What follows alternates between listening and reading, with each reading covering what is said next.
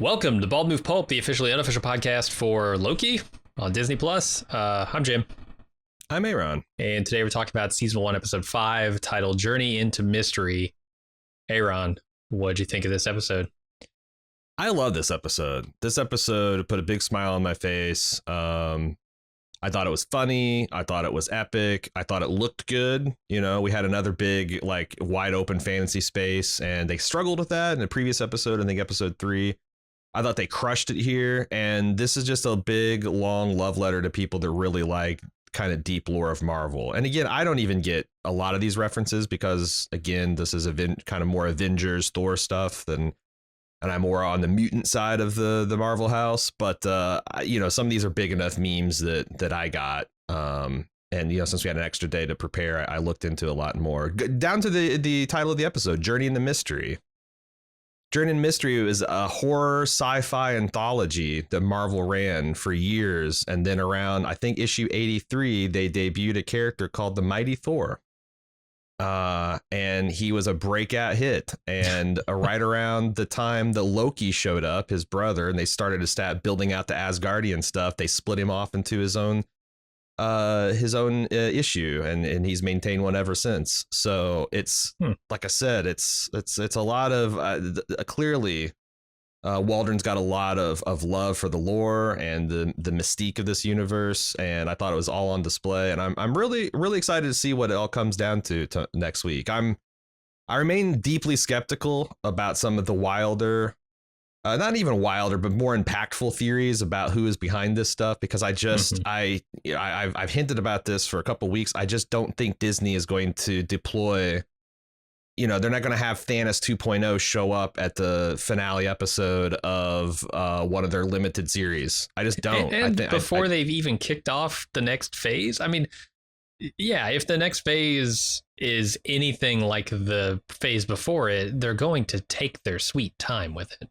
And here's the thing. I'm not saying they're not connected. You know what this is? This is this is what would usually be a web series. You know, anytime there's been like a web series that leads up to like a new season of The Walking Dead or a new season of this or a new season of that, you never have to watch. Everyone, you know, before we start covering a series that has this kind of shit, everyone's like, oh, you got to watch all this and you got to do this, you got to do that, or you won't possibly. How could you possibly? No, that's the bonus material that they designed to be indulged in by the like super nerds. And when they release content for normies, they're going to make sure that they're handhelded enough to understand that. So if you like the extra material, and I really like this extra material, I just don't think it's going to be required viewing for Avengers 4 or Guardians of the Galaxy 3 or, you know, Thor Love and Thunder. I just don't. I just don't. But having said that, there's still just tons and tons for the cottage industry of Marvel, you know, analyzers to tear into. Now, when I watched this episode, I was a little nervous about what you would think about it, because I think a lot of this hits on some of your really weak points in comic book love. So what did you think of the episode? Oh, I thought it was fun. Yeah, I've given myself over to Loki early on, right? I think I talked about how like early on was looking for, you know, some timey-wimey trickery, like logic based thing that's going to blow my mind in a sort of Sixth Sense kind of way. And like episode 2, I think I came back and was like, you know, this show probably isn't going to be that. I think I'll just like kind of go with the flow wherever Loki's going to take me. And I think that served me well over the course of the last 5 episodes, because I had no problems with this. They're creating a lot of just sort of thin air kind of stuff in this episode. Like, oh, there's a void, which is a place where, you know, we send all of the garbage, and there's this Goliath, and there's a place beyond it. And in some cases, they're even sort of using that against me in the episode in a weird way, right? Like Ravonna is conspiring with the time AI, whatever clock interface minutes. She's got, the Miss Minutes, to sort of like bamboozle Sylvie. And I found myself bamboozled by that in a little bit. I was like, boy, they're really pushing me here, just gonna make some stuff up on the spot, huh? About this prototype ship they've got that can take them through the other made up thing they just made up 5 minutes ago. And then that turns out to actually be made up, right? So yeah, that was kind of fun. And then I continue to appreciate the stuff they're doing thematically with the Lokis. And God, there are a lot of Lokis in this episode, but specifically, I want to say our Lokis at this point, which I think are Sylvie and who I'm just going to continue to call Loki, even though he's not the real our Loki who died, from Thanos. But like, I found it fun, so no problems here.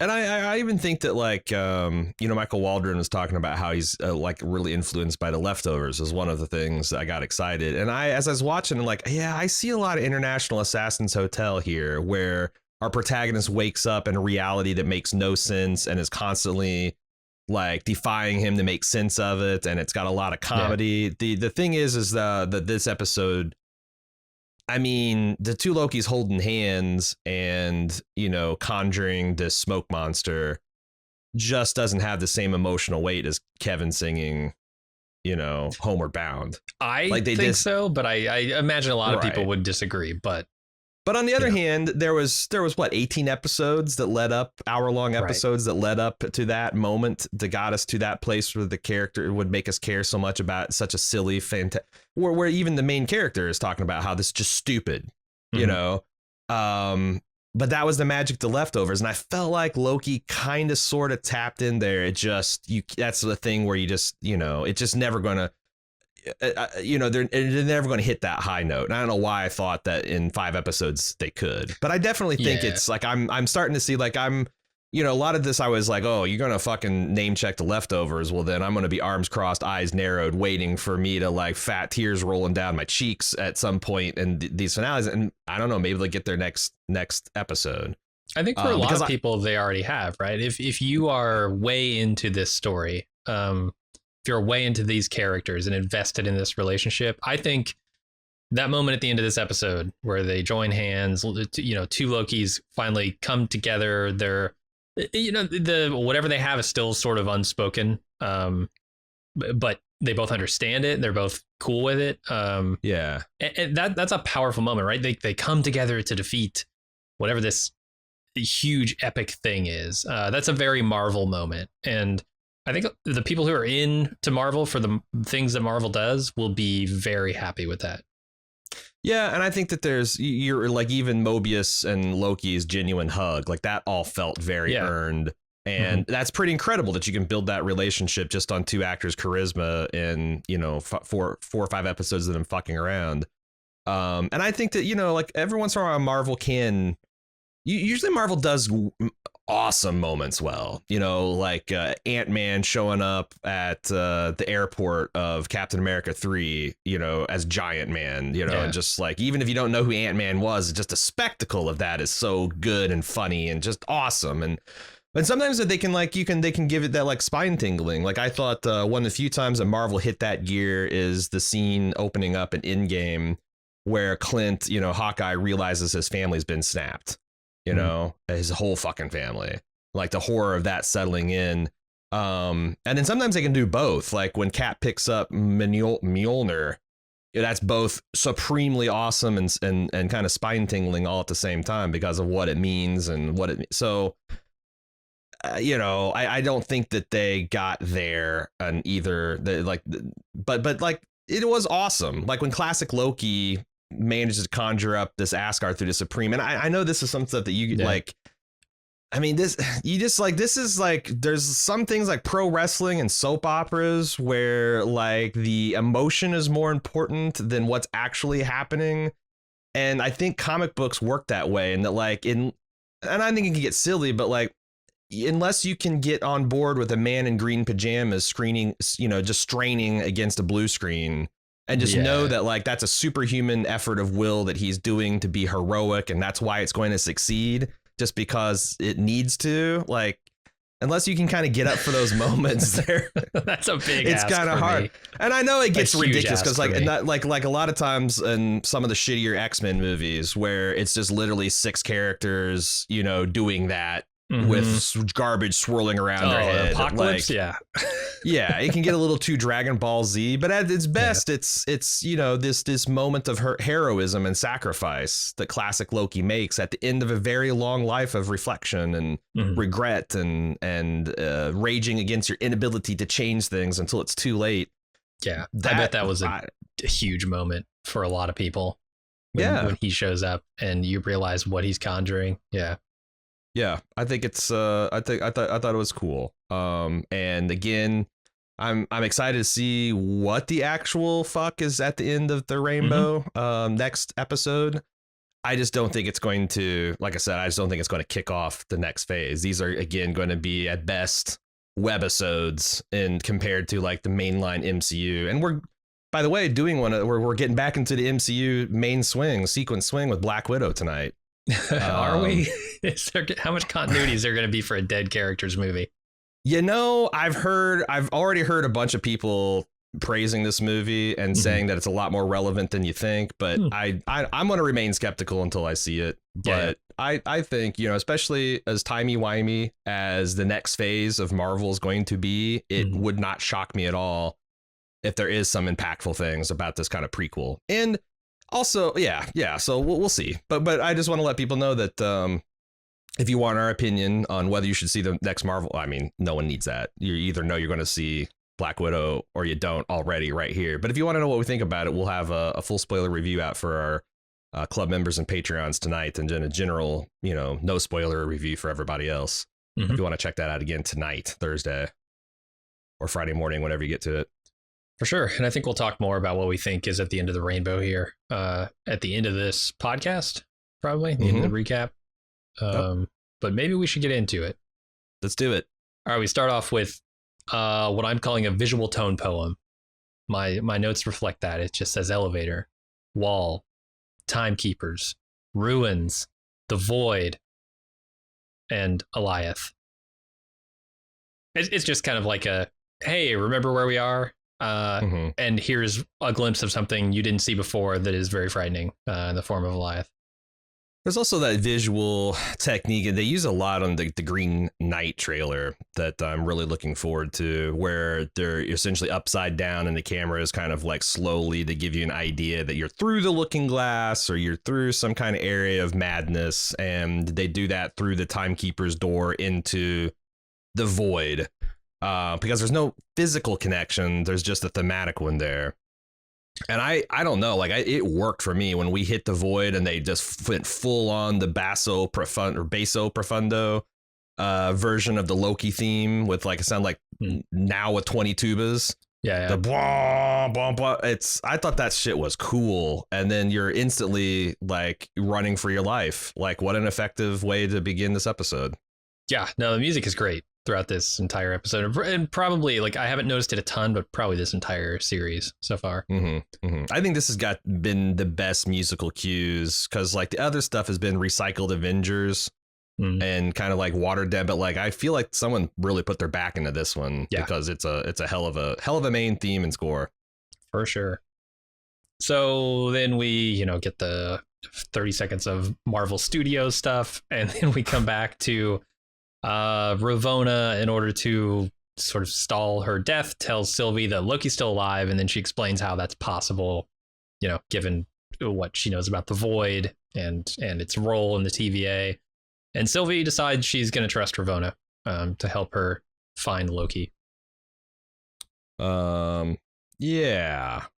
And like I guess we were talking about this pre-podcast. I never really thought that Lady Loki, Sylvie, had fallen, like, completely fallen for the Renslayer, Judge Renslayer's bullshit. But also, to the extent that she was willing to trust, I think that there is a lot of good evidence for that, because, we've seen the 3 TVA agents that she's exposed to the truth, C20, B15, Mobius, their reaction is outrage and wanting to kind of tear the system down. So like, I guess it didn't seem super crazy that like now that Ravonna has confronted hardcore with the artificiality of the timekeepers, and it does seem like it genuinely shocked her that she would kind of like want to throw in with her. I guess that seems like it would track. Yeah, I guess but she's so. a Loki, so she doesn't fully trust. Yeah.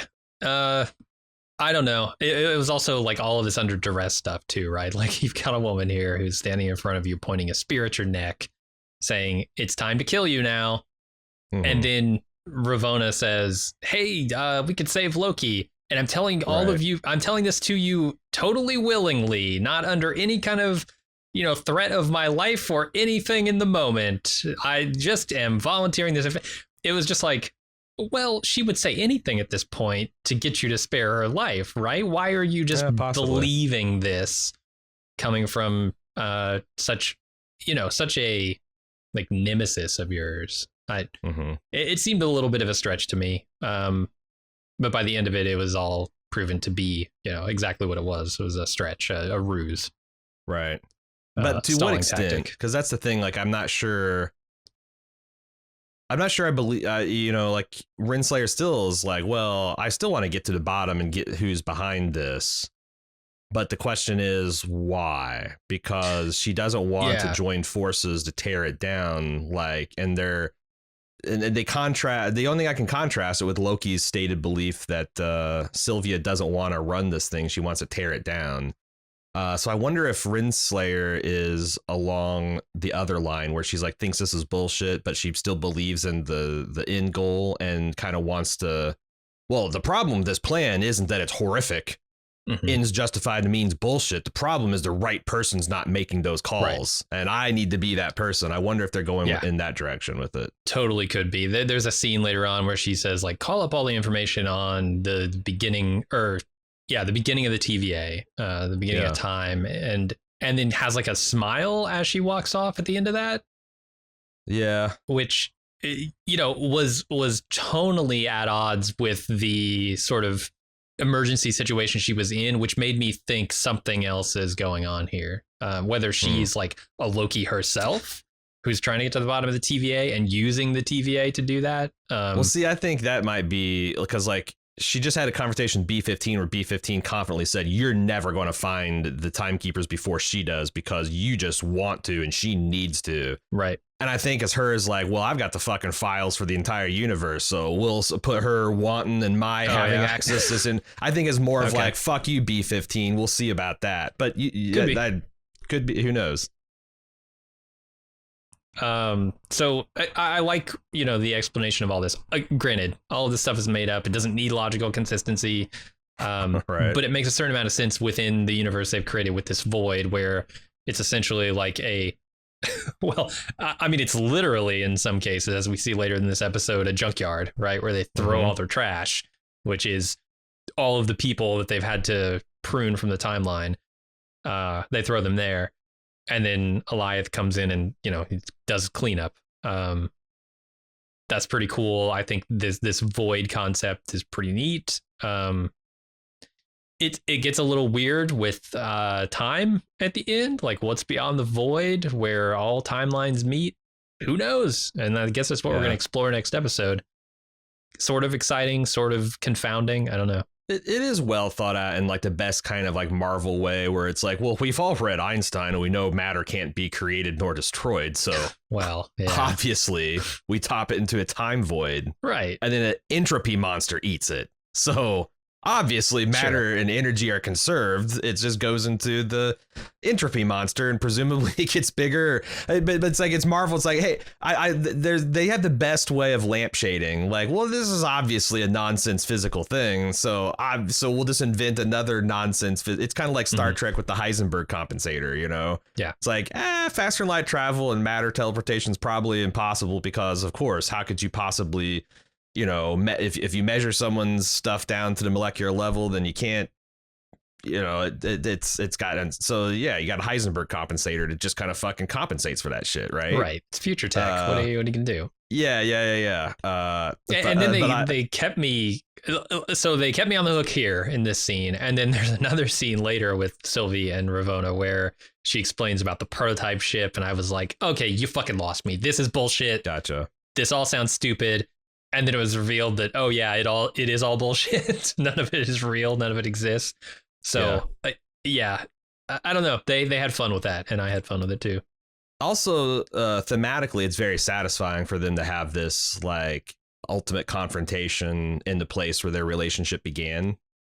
You know, like this is the courtroom where Sylvie was found to be and sentenced to be purging, and she self-purged. Like, I don't know, just there's a lot of like really cool, like I said, thematic symmetry that they can get away with this make-believe science stuff. You think Ravona's the only judge? I would imagine there are a lot of Nexus events that happen just all the time. What is the queue like? There's so many little hints and stuff, like the fact, and I don't know what it's hints to, because like, remember we had a question about the coffee cup stains that she said Mobius made, and he's like, I don't remember making those. Does that mean that there were other agents besides Mobius? Does that mean that like every time a agent remembers their jet ski past, they get mind wiped again? I think so.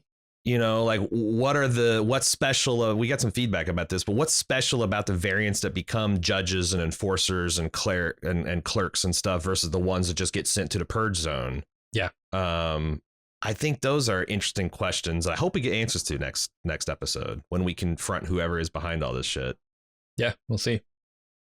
So then we go back to Loki, who's with all the other Lokis, and they're running from Alioth. But Loki has like 1,000 questions, and he stops them to get answers. And they tell him, "Look, Alioth is intended to devour the things that TVA sends into the void." He also finds out that the youngest of them, which I guess they call Kid Loki, well, probably the youngest. I guess we don't know the alligator's age. The youngest of those small. Killed Thor, which is pretty impressive to Loki. That's causes a definite variance. Yeah, sure. Then they go underground, literally. Yeah. I love all this stuff. I love Loki. I love Tom Hiddleston's performance of like hey, look, I'm going to give you this, I'm going to give you that, but a lot of the stuff doesn't make sense. And the idea that like there's tons of Lokis because they're exceptionally good at surviving, escaping, and doing all. They're like the cockroaches of the Marvel universe. So there's just tons and tons and tons of like an amazing amount of Loki variants. We're going to find out. Yeah. But it makes a lot of sense. And also, like in my second watch through, and I'd kind of gone through a couple of the early videos that are showing Easter eggs. But if you go through and think that color green equals Loki, there's a green car. I noticed that Mobius's pizza car has got the license plate GRN green. Like, are there inanimate Loki versions? Is there like a Loki car variant? I suppose how could an inanimate Loki create a variance, create a Nexus event? I don't know. But also Marvel is owned by Disney, which also owns Pixar, which also owns the movie Cars, which posits there's a whole universe of car and transportation based sentient life. So like, are some of these vehicles from Nexus events that happened in the Pixar version of the Marvel universe where Loki's a tow truck or some shit? I don't know, but it's a cool idea to think about. If you go through and look at like all the stuff that's either green or has green license plates or has like Loki, there's like a lot of, Loki shit just floating around here.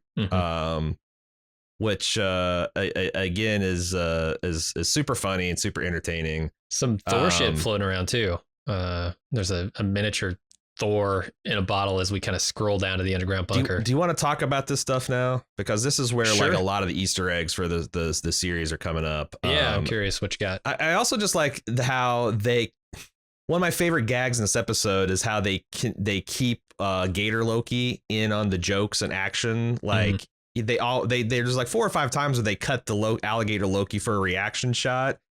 And so alligator, like what the hell's he going to do? Sometimes they give him some hissing dialogue, but most of the time it's just like his little transparent eyelid blinks or something. I just think I don't know why, but I think that shit is super funny. I like him drinking wine. That's my favorite part. Gallon, just like pouring it in his gullet, box wine. Right.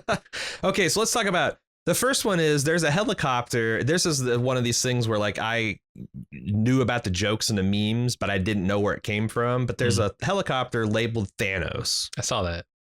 And I guess when they were doing the Infinity War, because I remember like Infinity War was huge for Marvel. And even though it didn't involve a lot of the mutants, and that's weird because a lot of the other summer crossover events that Marvel did, like Secret Wars and stuff, did. This was almost exclusively like Avengers and a Silver Surfer and Fantastic Four kind of thing. It left the mutant side. But there was always like they had these like little Infinity Stone plots running through a lot of the comics, you know. And I guess there's this one version of Black Cat, which is for some reason just called, she's just a, you know, essentially Catwoman character in the Marvel universe. And she had stolen an Infinity Gem from Thanos, and he was chasing her all over New York to try to get it. And he had to use he's Thanos, and he has to use a helicopter to chase after her. And it looks just like this helicopter, says Thanos on it. And the Infinity Stone at some point gets caught by a little boy. He uses it to make infinite ice cream. And the plot ends up with Thanos being arrested by the New York police and packed into a squad car in handcuffs. God. The Mad Titan, the Quarter of Death, he who punched the Hulk so much it scared him, who killed Loki, broke the neck of a god with a thought, is being meekly led away in bracelets by New York's finest. So this is a huge meme. And I guess like this, the James Gunn, the director of Guardians of the Galaxy, has been trying to get this kind of gonzo shit into the stuff I saw that Twitter post of his from ages ago. Yeah. So they finally worked in that. And then the little frog Thor that's in a glass jar and buried in the dirt is from another obscure storyline that's like takes two different Marvel things that kind of clash together. There's this guy that got cursed by a witch to be a frog and has a whole life in Central Park in New York with other frogs. And at some point in the story, Thor has to ditch Mjolnir somewhere. And one of Odin's goats stamps Mjolnir so hard it like dislodges a sliver of the hammer. And this frog gets a hold of the sliver. And as soon as he touches it, it turns into a tiny version of Thor's hammer and grants him the powers of Thor proportionate to the size. So he's got superhuman strength proportionate to that of a frog. He's got superhuman command of thunder and lightning, so this is called the Mighty Throg. And he somehow got sideways with the TVA and got dumped into the void. So Imagine again, you're a kid. It's 1985 or something, whenever that issue came out, and you go to your newsstand, you go to your comic shop, and you pick this one up off the shelf, and you're like, fuck yeah, I'm so excited to get the latest Thor. And you open it up, and it's 15 pages of fucking frogs in Central Park living their lives.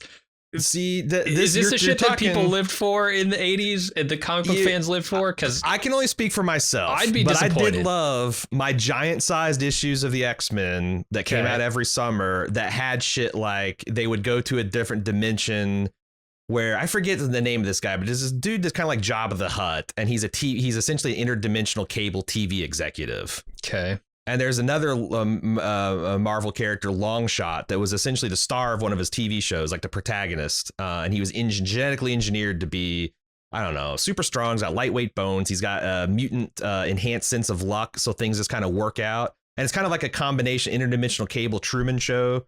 But the X-Men would continually get, and he's more of a silly character because, again, he's like imagine like a Truman Show, you know, like Ed Harris in a Truman Show. Only he's Jabba the Hutt and he's maniacal about ratings. And like there was like this constant variations of X-Men. Like there's like one issue had the X-Women where it was like feminized versions of all the X-Men and like, you know, weird sexy outfits, like sexy version of Wolverine, Colossus with the enormous chrome breasts. What did they do for Storm? She was just like she was just yeah. Oh, that's a good question because any of the women that were already women were just sexed up, you know, when you had a Deep Space Nine episode where they went to the mirror universe and you had sexy Major Kira because they're not already sexed up enough in their regular forms. Come on, I've seen Storm. This is 90s comics where Marvel used to unironically do swimsuit episodes. Christ. They have Jim Lee draw Rogue and Psylocke wearing a fucking string bikini and shit. So they pandered a bit. Apparently. But they had X babies, like Jim Henson X-Men style or Muppet Babies universe. So it was like, yeah, a lot of times this is where like it's kind of fan service. You go fucking buck wild, and yeah, you wouldn't want to, like, I don't know how many single focus issues Throg would sell. Like if they had a Mighty Throg #1, I don't know how long that series would run before people would get bored of the concept. But yeah, so these were mainline. These were like, oh, this month the Thor issue is just going to be this. They're just kind of in the margins for fun shit, you know. Same way like Peter Porker, the Spectacular Spider-Ham. He's a character, but is he a big character? Does he have long running series and arcs and stuff? No, but he is a fun part of the Marvel lore, and Loki is just giving you a glimpse of the shit that Marvel gets up to when they get bored with their own content. Because I think Marvel is a little bit more fun than DC, you know. They're a little bit more kind of like not afraid to of course I might have DC fans. Well, you fucking haven't seen the fucking Justice League babies issues of You're right. I didn't read a lot of DC, but yeah, this stuff was a lot of fun, and it just was rapid fire, and I'm sure there's like probably 3 times as many that I didn't see. Yeah. But I just saw a shitload of lunch trays. I don't know if this was like buried under what was up with school, like they just dumped a whole school into the void or what, but yeah, and they're in a warped bowling alley that's in a underground bunker. There's so you were bigger into Lost than I was. I noped out after 2 seasons. I guess there's a lot. Seppenwall was talking about all the mini allusions to Lost here. You have a smoke monster. You've got an underground hatch. You've got, I don't know. He listed off like half a dozen allusions to Lost and like episode titles and stuff. So. Oh, okay. Yeah, I mean, definitely the smoke monster and the hatch are 2 things you could point at and say, yeah, that's very Lostian. But Alioth, it was created back in 1993 or 94. So like he predates. Like I thought that was a little weak. You know, it's like he's Marvel does have a smoke monster, but I don't think they're intentionally biting anything off of Lost. I think it's just there are similarities, certainly. There's a mood. Yeah. Anyway, let's get to the next scene. Ravonna gets files on the founding of the TVA, or she's pulling them up. But Sylvie wants to know about the time after the void, and Ravonna says, that's impossible to know what's beyond it. But then the AI suggests, hey, we got this prototype ship that can get us all beyond the void. Well, turns out it's not real. It was all just a stalling tactic, and the guards bust in. Sylvie jumps behind the docket. What the fuck is this called? Where the judges sit? The throne, the judicial throne. The bench. Oh, the bench. That's what it's called. The bench. It's the bench. Approach the bench. Yeah. Yes. And then prunes herself. Self-pruning here. Hot. Which seems like it makes total sense, given what Sylvie knows about where Loki is and the state of that place. And she's got this Tim pad. Totally makes sense to go there, get Loki, and just get out. Yeah. And I think it's the only... I thought it tracked too. And also like, I also like the fact that they show that Sylvie is not 100% bought into Renslayer's bullshit because she doesn't let go of the handshake. Right. She knows there's just a fix in. And like, that's like, because I was thinking like, oh, the way it's played where Miss Minutes is like, oh, what about the temporal time ship or spaceship? And Ravonna's like, yeah. Oh yeah, the prototype. Yeah. Yeah, like I'm like, oh, this is the dumbest shit ever. But Sylvia's smart enough to know that she still had the upper hand and could boost that time pad off of her and could get behind the bench and fuck off. So I thought I'm still. I mean, the trouble here was I had thought Sylvie was totally duped because she's already trusted her this far. The woman who, ruined her life and was going to void her. And was telling her under duress, hey, I've got this super secret way for you to get back all the things you love, for me to give you back the life I took. No, why would you believe that? She'd say anything. And so I was already like primed for Sylvie to believe, just like fall hook, line, and sinker for whatever Ravonna said. So when they did the switcheroo and she wasn't totally hooked by it, gotcha. I was like, okay, cool. Next up, the Lokis tell their stories. The eldest one here, classic Loki, Apparently got pruned because he was lonely. He spent a lot of time out on a planet and then eventually missed his brother and his family and all that and decided to head back, and they caught him. TVA did. And then he, declares that they're all the gods of outcasts. Loki doesn't like that idea. So he jumps up, he declares, I'm going to go kill Eliath and I could really use your guys' help. They consider it for a moment, then laugh in his face. So he goes to exit the bunker and then runs smack into a whole nother band of Lokis. It's like 10 of them. I don't know. A bunch. Yeah. A couple dozen maybe even. Sure. There's a lot of important stuff that happens here. Yes. Like classic Loki opining that the Loki's real problem is their over-reliance on their blades, which is this interesting connection to like there's this kind of ancient view of magic that like the iron disrupts it. There's like iron is poisonous to fairies. It disrupts magical energies and stuff like that. So there's a little bit. I don't know how much of this goes into the Marvel universe, but it's kind of like a long magical trope that magic is best effective in absence of bared blades, etc. So I thought that was kind of interesting. And it would explain why magic would fade as society starts to build. Yeah, right? That's another. Yeah, I didn't even put that two and two, but the industrial age pretty much. Yeah, that's why you don't see so many fairies around. You can't get any away from fucking bare Go out iron. to the woods. You'll see a Sasquatch. You'll see a bunch of fairies. Yeah. Yeah, we've destroyed their natural environments.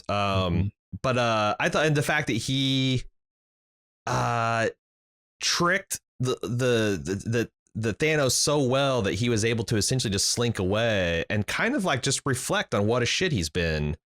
And like the fact that a lot of the pain in his life is caused by himself. It's kind of like he had all this self-reflection and improvement and meditation that brought him to the point where he started missing his brother. And then when he went to try to take us first, he said, literally first step I took to get off that planet and reunite, I was instantly grabbed by the TVA. So it's like there's this like, it's not just the Lokis are doomed to be evil. It's just the variants of them that get like some kind of emotional help and do some personal growth are instantly seen as variants and purged. Yeah, which is one of the things that was making me think this might be another evil version of Loki that's trying to, run the TVA here. And that's a real question I have, because so you got this old Loki and you got to think about like how old. We know like Odin's a lot older than Thor because he's been as his father. It's like how old, how long has Loki had to be around to practice his sorcery to get to be like, 50, 67, however old Richard E. Grant is in real life. Mm-hmm. But also like it makes sense that when he busts out his like elaborate magic at the end, that's beyond any of the Lokis here. Yeah, he's just had a lot of time to practice it. So I thought that stuff was really cool. I love the detail of baby Loki drinking high C where they're all drinking boxed wine. Uh-huh. But yeah. And Loki concluding that like this is super tropey. I mean, how many times we just did Predator 2 weeks ago and Arnold, if it bleeds, we can kill it. Like this is Loki's logic. If it's alive, I can kill it somehow. Yeah. And he's going to go out. He's going to go out and try to do it. There's also I saw the boastful Loki that we thought might be like a Thor variant. Did you notice that Mjolnir seems to be made out of a railroad tie? Or no, a railroad, like a segment of railroad rail. Oh, no, I didn't notice that. Yeah, like he cut like a foot-long section, spray painted it gold. So he's a bullshitter? Is he bullshit Loki? I think, the subtitles called him Boastful Loki. Uh-huh. So yeah, I think he's probably sitting there trying to be like, yeah, I got Mjolnir off my brother when I beat his ass after I got done beating Iron Man and humiliating. Yeah. So I guess I assumed that when he was talking all that stuff about beating Captain America and like half the Avengers, that he was pruned because of that. That was his nexus event. What would his nexus event be if he's just bullshitting? I don't know. That's a very good question. Because you're right. You're right. But yeah, I think that everyone's reaction, including Gator Loki, leads me to believe that he's just a bullshitter. Yeah. And again, the subtitles labeling him as boastful. Is it boastful Loki, classic Loki, and kid Loki? Yeah. Yeah. I think he's a bullshitter. I don't think Alligator Loki gets one, but come on. It's Alligator Loki. Yeah, of course. Yeah, I like how they're laying tracks for the end of this episode right here in this conversation. You know, you talked about how he was isolated and had a lot of time to work on his magic, and he doesn't use blades. And so that's another bonus. He just uses magic. Makes him the most powerful. And at the end, he comes back and they need him. Right. Yeah. And that's the thing. Like being alone was his bugaboo here. And so when he comes back and shows that none of them are alone, that's why I'm saying like this could be a super powerful moment for people who are really into these characters in the story. Oh, 100%. And I think that this is already the most tightly scripted Marvel show. Like, yeah, you know, they fucked around a lot in WandaVision. They actually fucked around a lot in Falcon and the Winter Soldier. Oh, really? This, like, more than Wanda? The first 3 episodes with them fucking around. Man, I feel like there's like 3 whole episodes that was just there so they could justify the length of the series. Oh, okay. That was just like, these are just, you know, wild goose chases essentially. But this one, like, I mean, some people say like episode 3 was but no, episode 3 is where you had to believe that the 2 Lokis formed the human connection. Like, if that hour wasn't spent there, then literally the whole fucking series falls apart. So no, that wasn't a waste. You know. No, you're right. In retrospect, like, you need that moment for this to happen, for this episode. It's just I think like the reason I was disappointed is because I was expecting something trickier in the plot. But that was my own fault. No, like when Falcon and the Winter Soldier beat a confession out of a bad guy, and then they go on an hour to find out, and it turns out that the princess is in another castle at the end of that episode. That's a wasted hour. You know, the episode 3 was many things, but it was crucial to like literally the rest of the series happening. So I think this has been really tightly plotted and everything kind of like not a lot of fat on its bones. Yeah, for sure.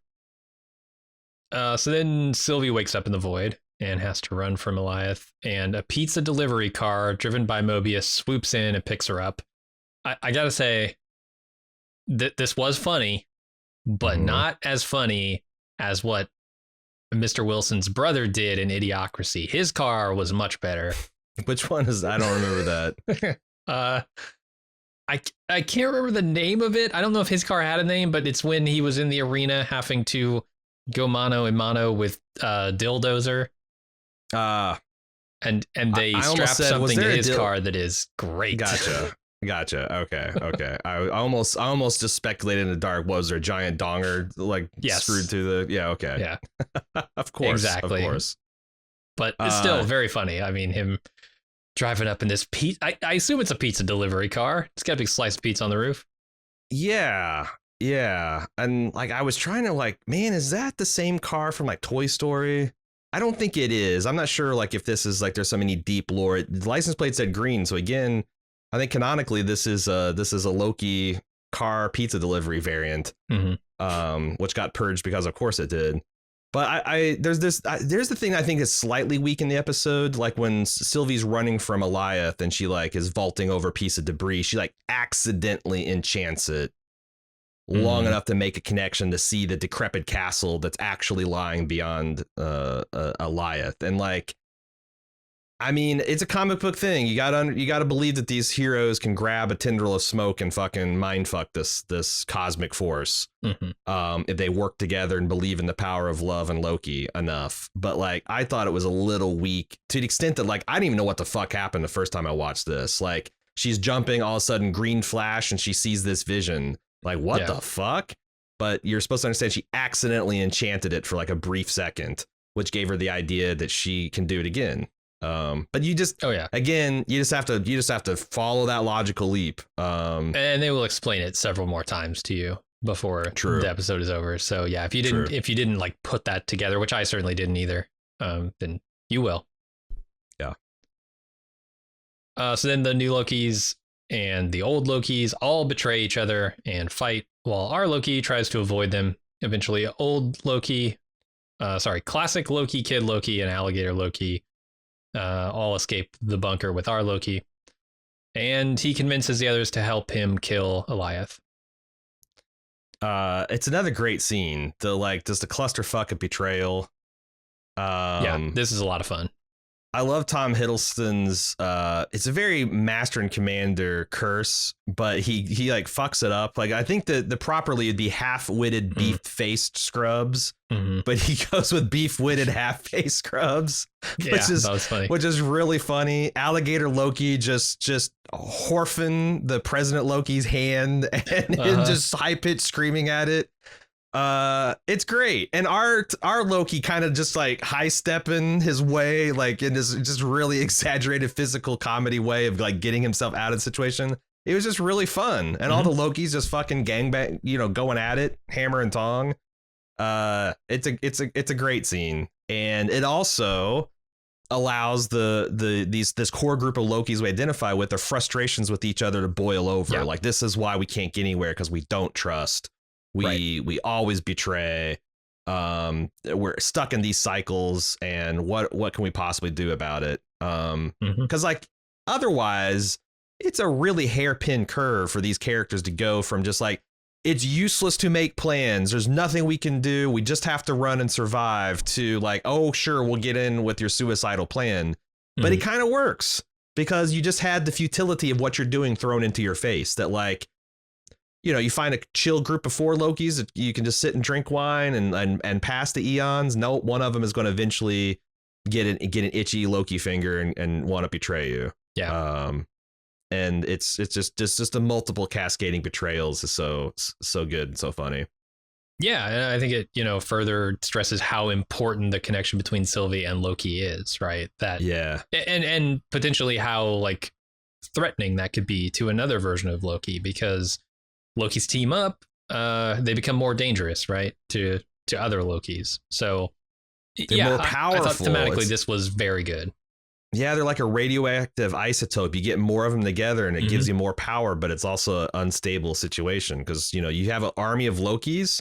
You're very powerful, but every one of those Lokis is going to be waiting for the point that they can betray you and take the army into their stuff. So it's It does two things, right? It shows us like the power of multiple Lokis working together. And that comes into play at the end with Sylvie and Loki, but also it shows us it begs us to ask the question about like what happens, which they address like head on later in this episode, where Sylvie and Loki are talking about like what happens after whatever happens beyond the void, whether we when we come through this on the other side, what do you go rule a timeline? And what are you going to do? Have you thought about it? No, I haven't. Well, maybe we can do whatever together.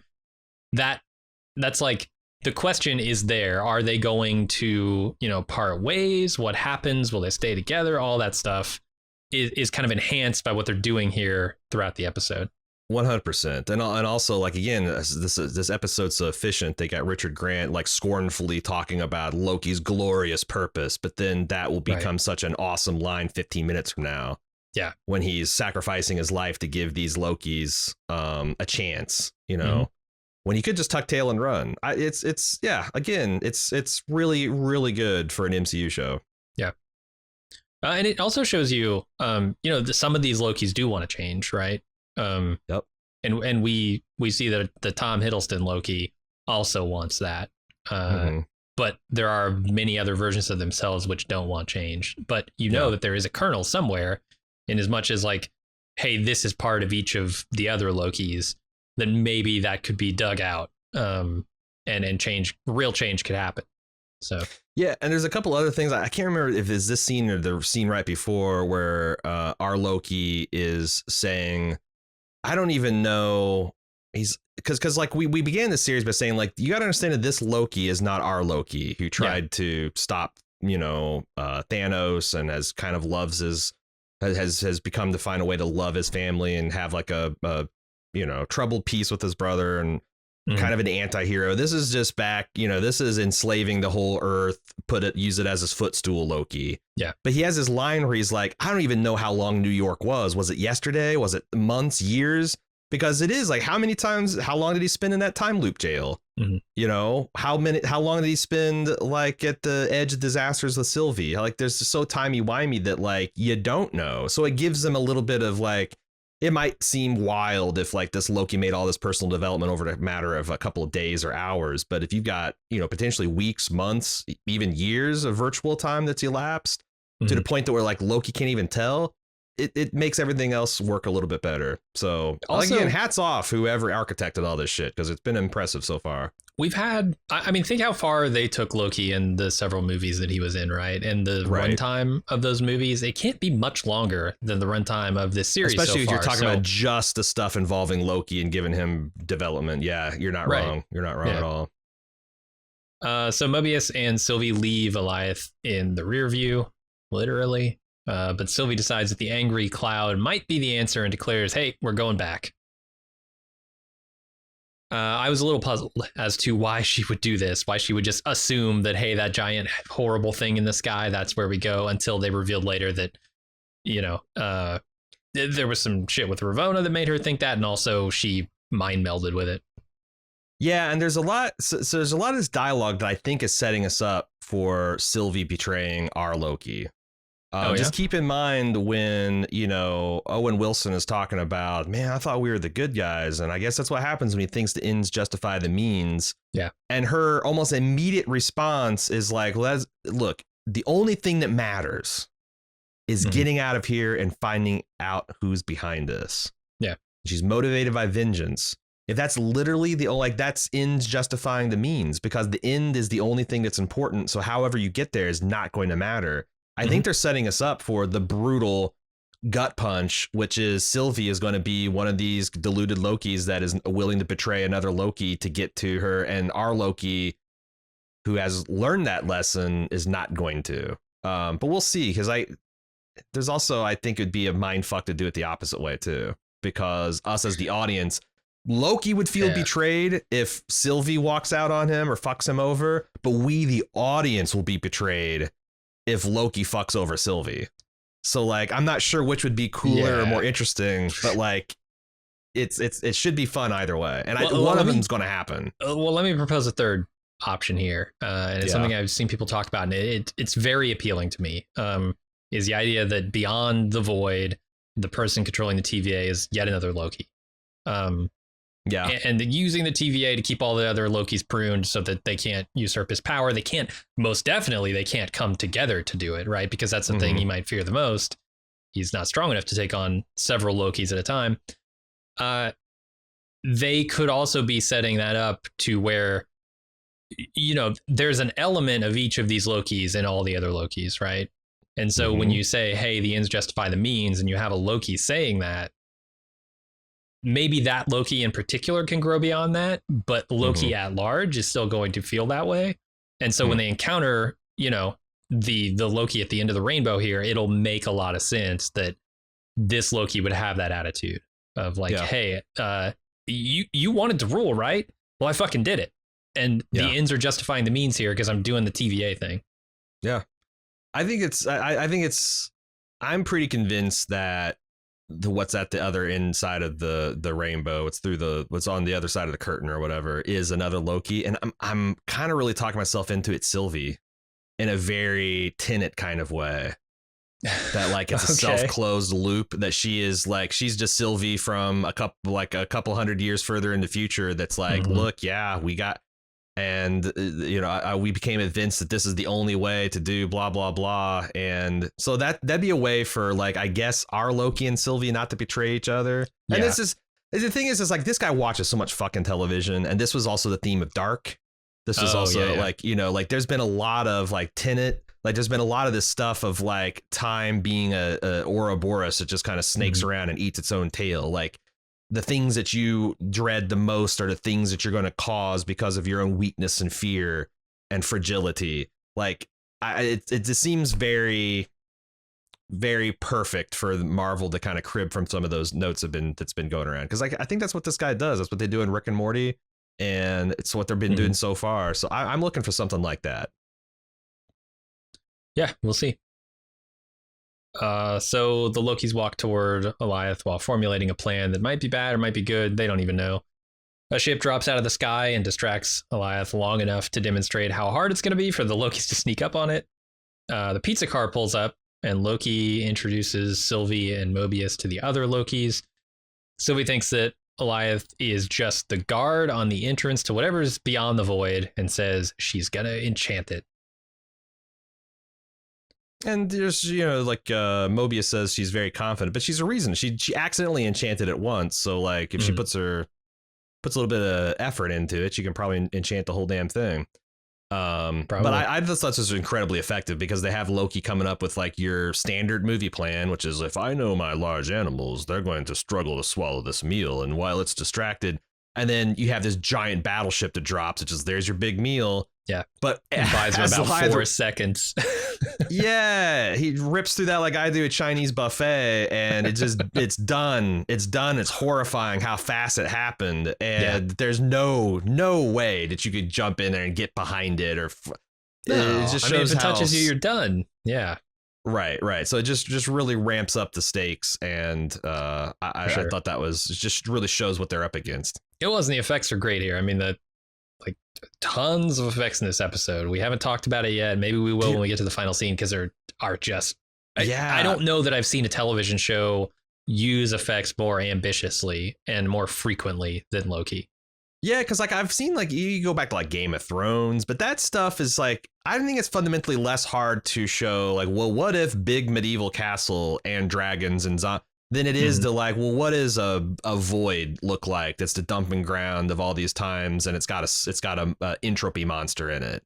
Yeah, and it uses a lot of same palette and stuff that we saw with the Lamentus set that we talked a bunch of shit about. I think rightfully so, but it just all works here. And I don't know why. I saw some behind the scenes footage that showed that they essentially had like 3 football fields worth of dirt and shit that they put in a soundstage and they lit it. And then they had like just piecemeal things like, different wreckage they could, tow in to kind of make it look different.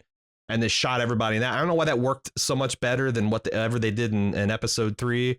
But yeah, it was just super solid and convincing, even though it was arguably more fantastic and weird than what they did in the other episode. Oh, for sure. Yeah.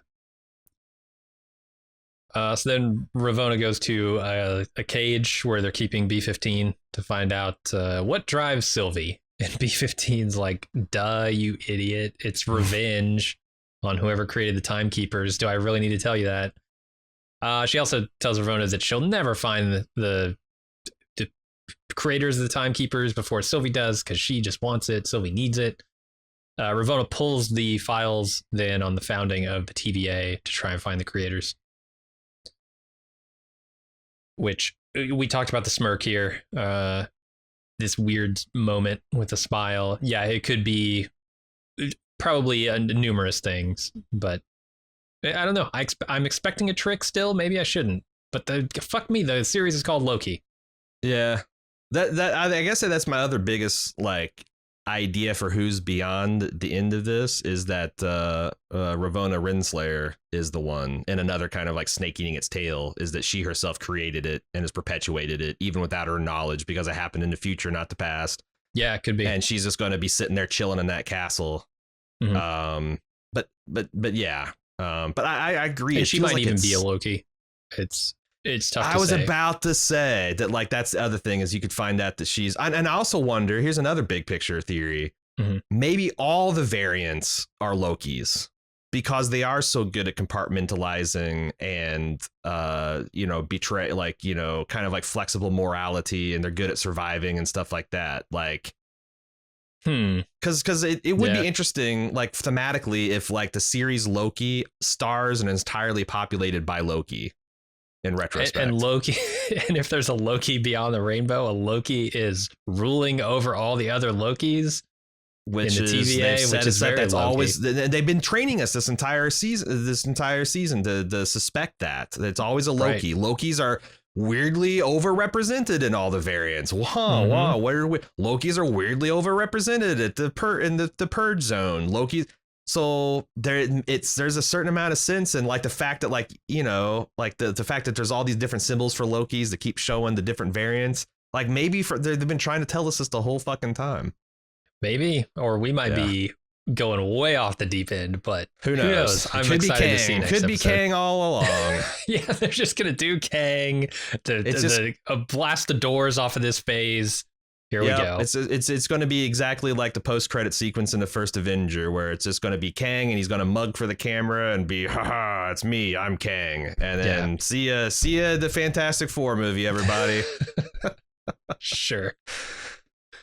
So Mobius keeps the Loki's company while Sylvie and Loki are outside talking about the Nexus event they created with their little intimate moment. And they both deny that it was a big deal, but they end up huddled in a blanket together. Very, very cute. Sylvie's concerned that Loki will betray her, but he promises that's not who he is anymore, and then invites her to stick around once all of this is over. Tough to say if there's going to be some backstabbing here. It's like, how do you trust any of these characters? I guess we'll just find out. I just think it's really interesting that our Loki, who we know has gone through some character development because we followed him the whole time, is the one being asked, I don't know, Tom, Loki variant, are you going to betray me? It seems like that's what Lokis always do. And he's like, I have learned and I have developed and I have changed. And I am telling you, I'm not. That's a one-way street of trust that's verbally being built here. And I was really, I was really scrutinizing Sylvie's face when she's saying some of this stuff, and I don't know. I'm really geared up for her to betray our Loki and it to be a real gut punch for the audience. Yeah, we'll see. I don't know if this is intentional or not, or whether they just probably it's intentional. Loki can't get cold. He's a fucking frost giant. So like you're supposed to, I think, understand that this is the equivalent of being a young man at a theater. It's the big yawn. Oh yeah, stretch my just stretch. Yep. Oh wow, look, my arm happened to drape across your shoulders, huh? Yep. Yeah, you're exactly right. Yeah, because apparently Lokis are no stranger to physical love, but actual intimacy, emotionally, they're both copping to not have. So like I think you're supposed to understand that Loki's kind of like a teenager not knowing what the fuck he's doing. Because for sure, unless they've forgotten their basic lore, he can't. He's immune to cold, essentially. Sure. So then the clouds roll in. Sylvie explains the situation one last time for the people in the back row. Then gives Loki her temp pad so he can leave. He decides, I'm going to stay, help you out. But Mobius does go back to the TVA to try and burn it to the ground, I guess. Kind of excited for that part of next episode, what he's going to be up to over in Owen TVA Wilson land. With the WoW Brigade trying to lead probably Spring B-15 if I had to guess. She'd probably be invaluable. It would be hilarious if there actually is a Nexus transit vehicle, experimental, and it looks like a jet ski. You're right. It's a time jet ski. Happens. He's driving on a flaming time jet ski. That I think that would be really. They'll couch it in some like, the ship is whatever you visualize it as, right? It'll be some magic that make it a jet ski, but it'll work. So I will say the biggest problem with my Sylvie being the Loki at the end or betraying is that like this is a huge gamble for her to offer him the time pad. Yeah. But it also might be the final thing she has to do to like get his trust, like it could be like Owen Wilson said when they're debating whether Loki Gator is like, he could be lying about being Loki and just playing the long con. But, honestly, that just makes him more of a Loki. Yeah. Sometimes Lokis do the thing that they have to do to gain the maximum amount of trust. So like, I don't know. But like, this is the thing, because if Loki's like, good luck, Sylvie, I'm out. Or the whole scheme. Or it could be that she's still 100% whole souled here, but when she gets to the other side and sees old woman Loki saying, this is the way it's got to go, youngin'. Who knows? I think there's going to be some tests for them to pass. This was not the final test. They're probably saving that for the final episode, and it's gonna be a test of betrayal, right? It's not necessarily a test of like how powerful are they. It's got to be a test of their commitment to each other. Yeah, and it's like there's just so much stuff though, because like when all the other Lokis hear that there's a woman variant of Loki, and they kind of recoil like, oh my god, that sounds terrifying. And our Loki's kind of, but that's kind of what makes her awesome. It's like, you're the frog, she's a scorpion. Just watch. So those other Lokis go off to continue surviving in the void, leaving Loki and Sylvie on their own to face Goliath. And lots of visual effects happen.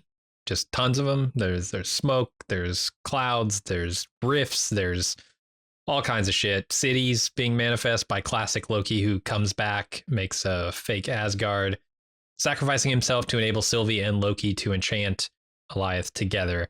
And then this exit toward, I guess, the place they wanted to go opens up and they walk toward it. And that's, like I said, I again, this is cool to me. Like seeing a character of God knows what power. It doesn't matter. It doesn't matter. Captain America straining against Thanos' pinky is just as cool as Thor holding the raging heart of a star open long enough to forge a new Mjolnir, which is just as cool as old man Loki pulling, illusions out of his ass to save the day. And it's like it's how well can the person emote it, because some people, like, they're getting a performance out of this guy, like he's like really emoting like someone like trying their utmost to do illusions. What does that look like? It looks like what this fucker's doing right here, right? But like I did think is in when he screams, like when, like, as it's working and he's distracting and it's giving the Lokis time to realize their own personal power. And the fact that, like, their power together is combined, and when it, he gets eaten and he screams glorious purpose, it's a fucking moment that we just met this character 45 minutes ago, screen time, and yet we care enough that, like, he has his own arc. I thought that was cool, and it really works on a comic book level. Yeah, somewhere in my childhood, like when I was vaccinated for, smallpox and malaria or whatever, I was also vaccinated against this shit. Like, my parents just decided to give him the comic book shot too. That's this stuff. One of the side effects. Like, I didn't recognize Asgard in this scene until I started reading around. I was like, oh yeah, no, that is Asgard. So, like, this shit rolls, like, it goes in one eye and right out the other, or for me.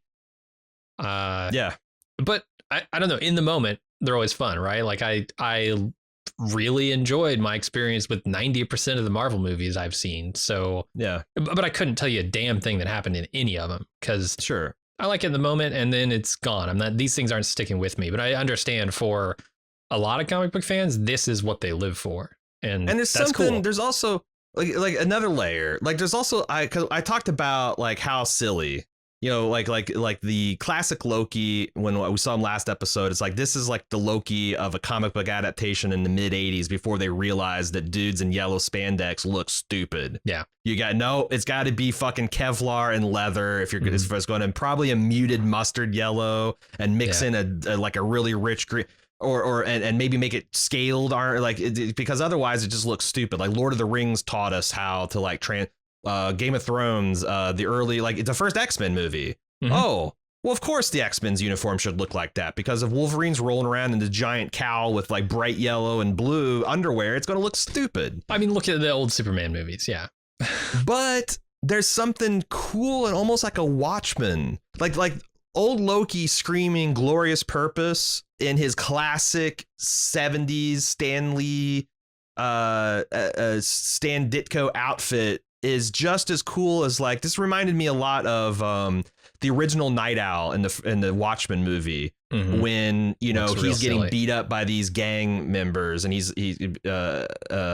and he gets one, as the old man, he gets one solid punch on him, and instantly he's a young man punching Captain Axis, and he's getting that one moment of glory, and he's about to get stomped to death, but he's happy.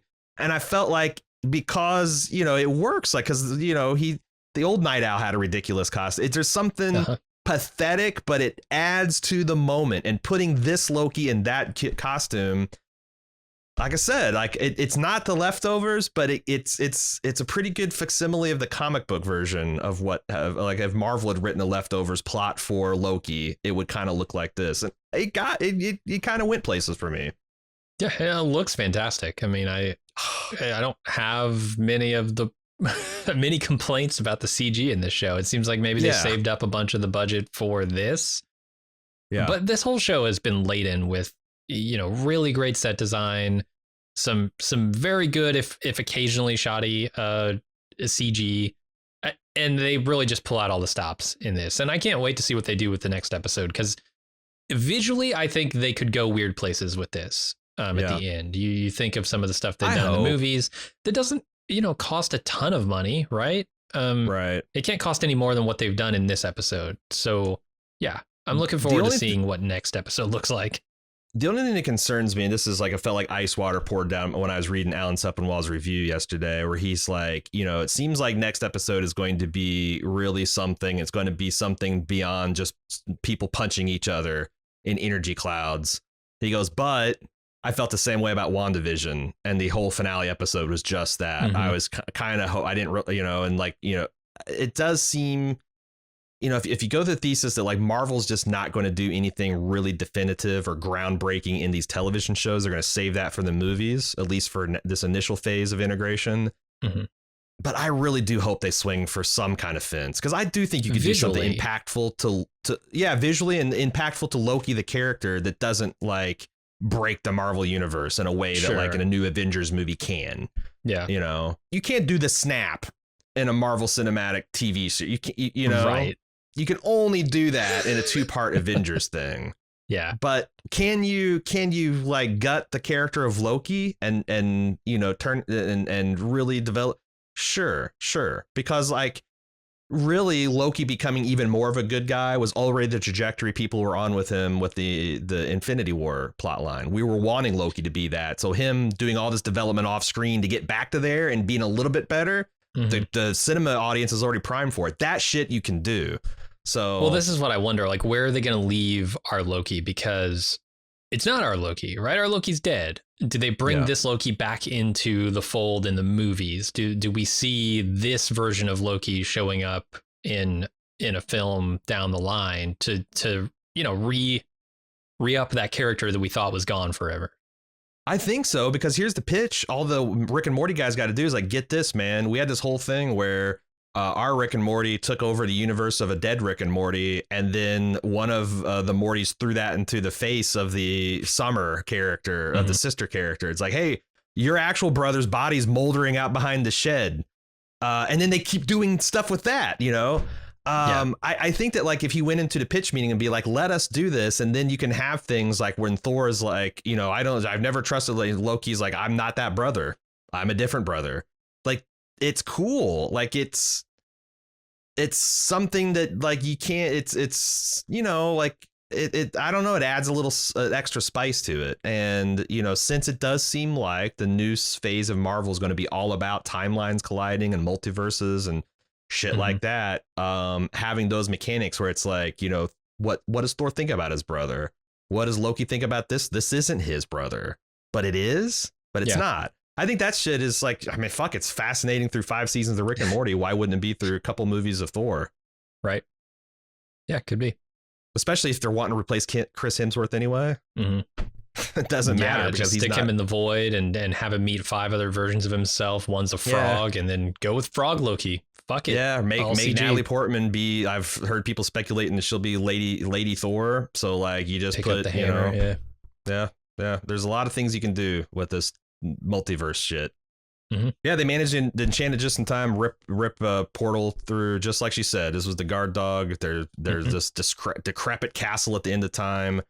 Somebody's in there, and who is it going to be? Another robot. No, I don't know. That'd be funny if it's just a bigger robot. We've talked a lot about the theories of who it could be. Sylvie, an older version of Sylvie. Our Loki could end up sitting the throne. A different Loki variant. Renslayer. Yep. There's other, like, if you paid attention to our feedback section, you'll also know there's a popular theory about Kang the Conqueror. Which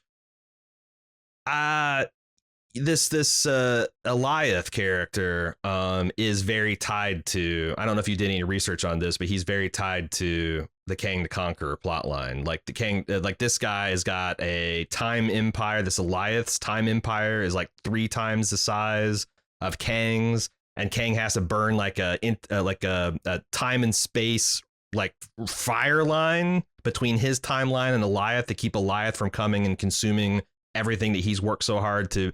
So these are very, connected characters. Like if you see Silver Surfer show up, you should probably be looking for Galactus to come next, right? So Eliath is very connected to Kang. but I don't think Kang is going to show up next episode. He's too big. I don't think they would have Thanos. Like if this was the Thanos, I don't think Thanos would show up at the end of a random, WandaVision episode. Like I just don't. I think that's the one fatal flaw of all the Marvel speculation happening right now is everyone clearly the MCU is going in that direction. I just don't think they're going to get there yet. There's too much time left.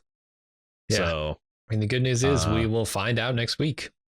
Yeah, and there's a lot of combinations. Like, we've heard about this who remains, who is the last sentient character left at the end of time and is trusted with like restarting the universe and seeding it with knowledge from. There's a popular theory that he who remains is going to be a Loki. Mm-hmm. So like you can remix the stuff, but like I just don't think if Kang is going to be the Thanos of the next phase, I just don't think he's showing up just yet. But Gotcha. We'll see. Okay, we're back. If you want to send us feedback, it's easy. Just go to Marvel or send an email to marvel@baldmove.com and it'll make its way through the timeverse to our equidistant temporal reality. The first to do so is Ryan in the Nexus event known as Kansas City. I feel like the Nexus events between the two Lokis is more that Loki throughout the different timelines are supposed to be bad so that the heroes can be their best self. That's something that Owen Wilson opined back in episode 1. Mm-hmm. The reason Loki does the bad things he does is that he doesn't love himself and is scared that he will be alone his whole life. Him having feelings for Lady Loki could be construed that he has found a way to love himself and he doesn't feel like he'll be alone his whole life. It fundamentally changes his core self according to the sacred timeline. Yes. And you got to wonder what it would do to that Loki if his self betrays him. Mm-hmm. I think that's the most interesting possibility. I mean, it's the most interesting thing they've done with this show, right? It's right. The theme that I think they hit on with this show that makes so much sense is like Loki, working against or with himself, right? It's all about Loki. This entire series is about Loki, so it's aptly named. And I just love the way that they're playing around with that, with all these different characters who are essentially him, and he has to figure out how to navigate that. It's not unlike an experience. It's very relatable, right? Like you have a lot of parts of yourself that are, helping you get through your day, helping you survive. As classic Loki says, it's all there ever was. That's all there is. We're just trying to survive. And sometimes we're at odds with ourselves. Sometimes ourselves are actively working against us and bringing us down. And I think that's like the heart of this show that has made it work for me, is just understanding human beings, the human experience through the lens of so many different Lokis. 100%. And I think that's something they do really well in Rick and Morty too, which is again a big background for Waldron. Is the show that realistically, like, if you start improving yourself, self-improvement is not like a linear, like straight line. You get better and better, higher up the rung. Sometimes you roll down the hill, you regress. You get yourself healthy, and then you find yourself in a relation. You used to abuse people and use people, and you've stopped that. You understand why, and you're not going to do it anymore. But then your next relationship is a user and abuser, and what do you do with that? I think that's like a logical step. That if Loki has gotten a hold of a system that makes him less selfish and more capable of loving himself and therefore loving others, if his first relationship is with an abused Loki that fucks him up, like, is that going to cause him to regress? Is that going to, like, that stuff is just really interesting. And it's one of the things that why Rick and Morty is not just a stupid science fiction cartoon. There's heart to it. And there's a realism to, the protagonist's personal development and lack thereof that I think could be useful in the Marvel universe. And it seems like something they're more willing to wrestle with post snap. Like there is more tragedy. There is more people with the heroes. Like so far, a lot of the stories have been told as like the heroes processing their trauma of, getting their life snapped and reintegrated and all that kind of stuff. So like, it's more mature storytelling. And I think that's one of the reasons like it's interesting that Marvel's had this decade plus is like they literally had 12-year-olds watching them and now they're 22-year-olds, and like maybe those people are in the mood for a little bit more mature storytelling and they can indulge stuff with that. I think that's a great idea, and I hope they can pull it off. So move on to Frankie. I'd love to give some thoughts on some of the core themes of the show. In particular, why Loki is important in this scenario. Loki is a god of mischief, a chaos agent. The TVA is interested in creating a specific outcome, and that outcome is the heroes need to win. Loki's there to enable the heroes to move forward. To have this come about, Loki has to follow some basic guidelines. He's got to be bad. He needs to be the foil to the heroes. And to do this, often Loki has to have self-pity and self-hate. The reason Mobius chose this time loop as torture for Loki is he knows the line Sif delivered, "No one will ever love you," is the truth of Loki's nature, or at least his deepest fear. Mm-hmm. He does what he does to get attention from those he loves and to make himself feel loved. He does this because he can't love himself. That doesn't mean that he can't change. It just means that Loki has to die to serve the hero's story. For example, in Endgame, Loki is redeemed and dies to save Thor and to drive him, which is, classic literary trope. The problem comes when Loki finds self-worth and begins to love himself, becomes a good character to serve no one but himself. The relationship he formed to Sylvie is as much about Loki learning to love himself as it was about loving someone else. This fundamentally changes the nature of chaos in the universe, creating a situation where heroes are not clearly defined and timeline's outcome is not clearly denoted. It's why it's a massive nexus event. It completely changes how history could unfold if the good guys and the bad guys are not crystal clear in the universe, especially in the context of these gods, creating insanely unpredictable and unmanageable outcomes that would splinter into infinite timelines.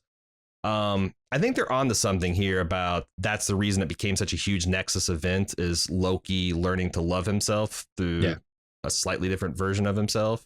Mm-hmm. Which it's funny because we made all the incest jokes, right? When Owen Wilson's like, this is just fucked up. What kind of narcissistic self-love? But that's what we say. You can't have a positive relationship with someone else until you learn to love yourself. Right. Right. So Loki being the first one, maybe that's why it became such a nexus. He's not plotting and stuff. He's just falling in love with himself. I like that. Greg E has a question for you about the entirety of the Marvel Cinematic Universe. When has a villain been introduced in the climax of the story? Oh, Greg, you're preaching to the choir here, I think. All the speculation of Mephisto and WandaVision and Kang showing up in Loki seems to be ignoring the entire history of the MCU, both in the TV and the movies. A villain might be revealed as a surprise turncoat, like the Ironmonger, or using an already established mechanic, like Dormammu. But the first appearance of an antagonist has rarely, if ever, been during the climax. It's like all the Azor Ahai stuff from Game of Thrones. It's never mentioned in the show, so I never really believed it would come up in the final season. Marvel has used established... Well, I don't got time to relitigate Game of Thrones, but let's keep moving on. It was never mentioned in the show, so I never really believed it would come up in the final season. Marvel has used established storylines with some tweaks before as an outline, but not as Shyamalan-style twist endings. I like I said, that's my take on this too, is that I can't think of a single instance where Marvel has done this, even in the movies, post-credit hints and teases and things like that. But Kang being the man behind the curtain, I don't know. It seems like a bridge too far. I would love to be proved wrong, because I would instantly make these shows a lot more interesting to cover. Because right now, I feel like if it turns out that this is not Kang and this is just like a self-contained Loki story, then I'm going to feel like I can skip all of the Marvel shit and only come back and watch them if I want background detail on a movie that I'm really into. If I watch Immortals and they say, oh man, if you watch What If episode blah, blah, blah, which, by the way, What If's trailer drops today and it looks pretty awesome. Yeah. Then it'll really give you a deeper understanding of these characters. That's the kind of shit that okay, fine. But if these are all kind of self-contained character pieces, then I think that I think as fans, we should feel free to skip them and, treat like kind of like the Avengers, you don't need to see Thor: The Dark World to understand what's going on in Avengers 2, right? Mm-hmm. Age of Ultron. It helps, but they'll give you enough I feel like that's the thing. It's now the MCU is the mainline thing, and these are the side quests that you can take or leave. I never saw the Ant-Man movies, and I don't feel like I was lost in the last two Avengers movies. Yeah, you're just there's a little bit and there is delight in recognizing, when you see Scott's van in the impound cage post snap, and you can hear a buzz in the audience because half of them know, oh shit, this is Ant-Man's vehicle, and he was last seen in the fucking quantum foam universe or whatever. But like, if you don't, you're going to know all this within 30 seconds of exposition, you know? They tell you, yeah. The Marvel, I mean, they do it in this episode, right? Marvel loves to get in there and recap right before the big event to make sure everybody's on the same page as to why we're fighting. And because then they love to make money, and if they make a thing where like everyone has to watch everything, or they don't feel like they're, the problem with serialized stuff like that is in the history, like usually there's less and less investment because people feel like, oh Jesus, like I would love to get on this big pop culture phenomenon, but I'm not up to sitting and spending 3 weekends watching movies to get there. Right. Marvel's like, fuck all that. Come on in. You can jump in at any time. We'll catch you up and we'll just wow you with the special effects and the charisma of our actors, and you don't have to worry about it. And that's smart. And I don't think they're going to abandon it anytime soon. Yeah, that would be crazy. So I do wonder, because like if 3 shows out of 3 don't reward the speculation, like if all the crazy, like, oh, like this is going to be this big villain, oh, this must be pointing to this big villain, oh, this is going to kick off. If it becomes a little like The Boy Who Cried Wolf, again, there's tons of stuff in terms of Easter eggs and stuff like that. And I think people that are casual fans but want to be in the know are going to seek that stuff out. But I don't know. I don't know if these shows, you know, deserve 90 minutes of discussion every single time. Probably not, but we'll see. We'll see next week. Maybe Kang comes up and blows our fucking minds, and it takes us through the leftovers. Max Richter plays some piano, and we're like fucking hooked. We'll see. Yeah, we'll see. Sergeant Drano has a quick take on the huge Nexus event spike in Lamentus. Ordinarily, there wouldn't be any branches caused by variants in the Apocalypse, right? Because everyone in the Apocalypse dies. But when Loki and Sylvie are on the verge of dying in Lamentus, the TVA saw a huge branch appearing in the Sacred Timeline, heading quickly towards the Red Line. My takeaway is that it must mean that the continued existence of one of them, either Loki or Sylvie, must therefore be absolutely necessary to the continued existence of the Sacred Timeline. Interesting. So if one of our 2 main Lokis, Loki or Sylvie, is vital to the Sacred Timeline, it seems to me that the most likely reveal is that one of them is actually the real power behind the fake Timekeeper robots. Or more precisely, will ultimately become that power retroactively / will always have become that power. I mean, this lines up with some of my popular, I didn't think of this, you know, because I actually like the idea of Loki self-loving himself being a Nexus event, but you're right. Like, if Sylvie is the Timekeeper and she was about to die for realsy, that would be a huge divergence from the sacred timeline. Yeah. And it also makes sense from a supervillain. Like, the Sacred Timeline is just your continued existence, right? Yeah. I mean, it's interesting. If they bring whatever version of Loki must be essential in this scenario to, you know, the other timeline, then you could still say that was the Sacred Timeline at all, the one that we're familiar with from, you know, the Avengers movies and stuff. Or if they don't do that, you would have to say that this is the supposed Sacred Timeline that we're on, right? I mean, yeah. As long as it's interesting. I will say also that I think Nexus events are created when the thing that derails the timeline happens. It's not like it's not that like, oh, we're getting close to a Nexus event and so things are going toward the red line. It's like the Nexus event happens and then you have a certain amount of time after that to prune the consequences of that. In that case, to me, the catalyst here, the Nexus event, is actually them forming some intimate relationship, some bond. Because she never dies, right? Or whichever Loki is necessary, like Sylvie, Loki, whatever. They don't die, so the Nexus event would never happen, unless you're just saying like someone is protecting that timeline, that version of Loki. Or maybe because like maybe it's the concrete thing is like the time pad, like they were supposed to get to and bluff their way on board and recharge the time pad, and when the ship got destroyed and they had like, you know, they were left with nothing, that was the divergence. Because like if her death is the divergence, then like it seems like there's no way to stop it, because her death would happen and then there's nothing. And they already also told us that once a Nexus happens, they can't rewind to stop that. So it has to be like some kind of like, you know, safety rails around the Sacred Timeline to where events that threaten the other thing, like there's got to be some kind of like cascading. You're right, because like if Natalie Portman's on the sacred timeline, she could get hit by a bus tomorrow. Right. And yeah. if that wasn't meant to happen, then they have no way of fixing that. Right. Yeah. But like if they got a nexus divergence when like the green light that controlled the bus went haywire, then the TVA's guys come in there and nuke that part of it. Then they're back on. So like, maybe the ship, that could be it. So like, and the ship was always supposed to blow up though, right? They just weren't supposed to be there. So the next event would have been them coming to Lamentis in the first place. Or not getting there in time, or bickering a little bit too much, or the guard suspecting them instead of not suspecting. I don't know. That's all good questions. I think Michael Waldron could also be like, hey, you don't know which time, like what point in the timeline in the TVA headquarters that Owen Wilson and was it B-15 or is it Ravenna that were watching the thing like explode? You know, like that could have been the moment they kissed. It could have been the moment that the rock hit the ship. It could have, because like, how do you know that this is following the exact flow of time? You can't.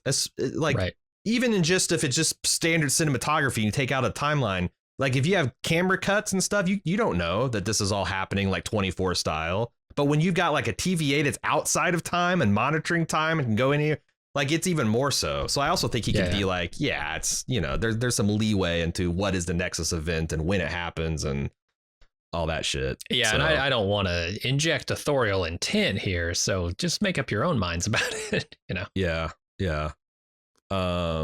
All right, Garrett writes in and says, I noticed in most of the recent podcast episode and the previous, there were some gripes about the way the show looked, with much of the blame being ascribed to the use of the volume that was pioneered in the production of The Mandalorian. Joanna Robinson, in her most recent episode of Still Watching Loki, interviewed director Kate Herron and asked specifically about their use of the volume. Kate says they did not use it, and for all the shots were done with a standard blue screen. Maybe it would have looked better if they'd actually used the volume. So there's two things. I've learned, and one of the reasons I don't really do interviews is because they bullshit and lie all the time. All the time. It seems like such a petty thing to lie about. But like they do, and it could be because the reputation of the volume. Well, it could be that she doesn't honestly know what the volume is, or like this is not technically the volume because it's kind of like the volume 2.0, which is called the space. But like, okay, and I had a couple people taking me to task. I was like, well, it's not the volume. Okay, like look. The volume is not some sacred fucking technology that like is always awesome. I actually, with my own eyeballs, looked, and it looked like the fucking volume to me. I didn't see behind the scenes or anything like that, but like regardless, it's just shittily composited and executed special effects. Sure, and like it's not the own on my complaining about it that I think people think it is by saying it's not actually the volume. Okay, fine. Yeah, I mean maybe we're ascribing the problem to the wrong piece of technology, but it still didn't look amazing. Yeah. Right. Like it could be something, but like I don't know. It seemed to me like the volume or volume like technology, because like if it's just green screen compositing, I'm sorry, that's borderline inexcusable. Just fucking redo it. If you didn't do it right and it's not matching and you didn't get it's looking washed out, then fucking redo it. What the hell?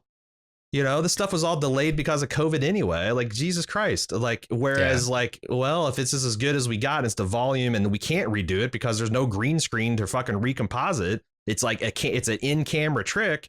Okay. So I don't know. Like I said, these people lie. They get things wrong. They're, the director is doing 1,000 things. Like they might not even personally supervise the shooting. This could have been B unit shit that I have a problem with. So like, I just don't know.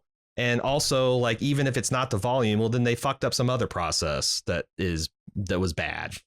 So hopefully it's not the volume. I hear they're making a really big one for Thor: Love and Thunder. I heard the same. And that's the other thing is like, also, it's not an indictment of the technology. I even said like they crushed it in most of the Mandalorian, and like going forward, I'm sure they will. It's just something that like I think integrating any kind of new special effect technology. Some people do it great. Some people do it.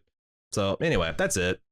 If it's not the volume and the volume's perfect and flawless and perfect in all its activities, and then I retract my slurs against the volume. Episode 3 still was shitty special effects. And I know that because episode 5 fucking nailed it. Sure. Yeah. Sean, I'm going to lay my predictions out there. All this talk about Loki being a survivor is going to pay off with him being the MCU version of He Who Remains, the last universal survivor and creator of the TVA Timekeepers. Yeah, we talked about this and the fact that like this could be remixed into also a Loki. It could be She Who Remains, which would be an interesting kind of gender bend on that. Alligator Who Remains. Alligator Loki. What if it's just a giant shots. Alligator Loki? Oh my god! In the castle. That would be kind of because also, man, there's even if I oh god, I want to take this theory straight. Okay, because there's a line where Loki points out the classic Loki. He's like, "What the fuck? You're the one wearing the horns," as if that's like the bigger the horns, the more in charge the Loki is. And President Loki had the big horns on. Like, why are you taking orders from this child? Well, you know who else had a full fucking set of horns in that scene? Alligator Loki. It's true. And it would be Rick and Morty as fuck if Alligator Loki is the he who remains. I want to see another layer to the Wizard of Oz. I want there to be a gigantic alligator Loki that they have to like encounter, but then that also be like, you know, a Wizard of Oz smoke screen kind of thing for the real. I mean, I think it would be too ridiculous for me. I would be probably done with Loki if it were literally alligator Loki is the one pulling the strings. But it'd be also funny if like for the Frog in Central Park episode of the show. What if Alligator Loki is just a enchantment of the classic Loki? Okay. And then you find out they're like, well, that's been you all the time. Did you eat someone's hand? Like that would be kind of funny. Yeah. Okay. I'm an official subscriber to. I hope that it's Alligator Loki in some fashion. God. They just rotoscope its mouth so it looks like it's speaking English, or maybe it's just hissing, and then they have subtitled dialogue in some kind of alligator script. Yep, that's what I want to see. That's what I'm wanting to see from the end of this Loki, and it would be Rick and Morty as fuck, like I said. That's all the emails we got. If you'd like to send us one for next week, we will have one more, of course, episode of coverage of Loki. It's coming out next week. It'll be the final one. Get all your final thoughts to us at marvel@baldmove.com. And again, if you like, if you're interested in a preview, we got a no spoiler take of Black Widow out tonight. I'm very excited to get back to a Marvel Cinematic Experience. We'll have a review out tonight, and if you're a club member or a Patreon at support.baldmove.com, you can hear a whole spoiler take. So if there's any post-credit Gator Loki sightings, we'll be sure to let you know. So, but we'll be back next week with more Marvel Loki coverage. And until then, I'm Aaron. And I'm Jim. See ya.